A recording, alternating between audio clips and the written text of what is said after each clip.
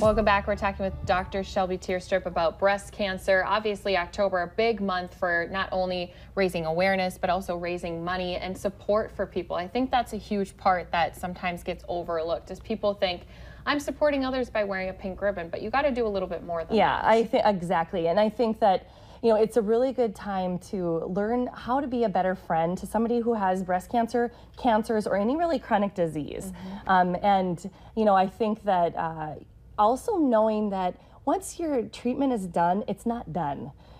Because, you know, everybody typically rallies around people during the chemo and during the radiation, and then it's like they expect you just to be normal after it, and that's really not what we see. In fact, a lot of the anxiety and all of the long-term problems with, you know, their body and complications happen after. And so I think really having that empathy and the understanding that this is a journey that you're going to have to, that we would like you to be the friend forever on it. And I thought it was interesting that you said sometimes that the anxiety even picks up more during October for people who've been touched by breast cancer. Oh yeah, and even with other cancers, they'll say every day I look on the TV and there's information about cancer. So I think it's let's change that conversation about how to do better for cancer instead of just being aware of it. I loved one of the things that I know people mention is even just being an ear to listen to someone.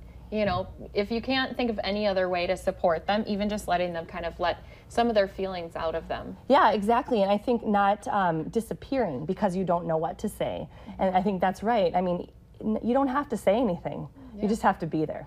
You guys do a lot of great work too. Sanford does, a lot of the breast cancer treatments afterwards, or the retreats, and try to bring in people because there is a lot of aftermath that happens after you. Yeah, I mean, I think we really try to focus with the survivorship program on, living your best life through the treatment and after the treatment, whether that's, emotional help, physical, financial, and then, that community of survivors that can learn from each other and support each other. I think that's really important too.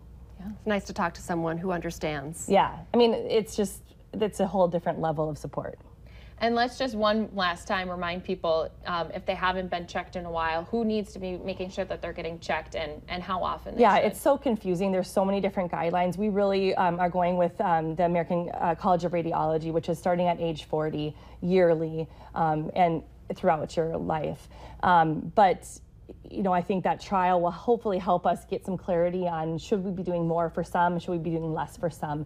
And I think really it's going to come down to genomics of those lesions and how can we better predict who needs more therapy. Yeah, one uncomfortable appointment can help diagnose you and hopefully save your life too. Absolutely. Yeah, thank you. Thanks. All right, we have more to come here on North Dakota Today.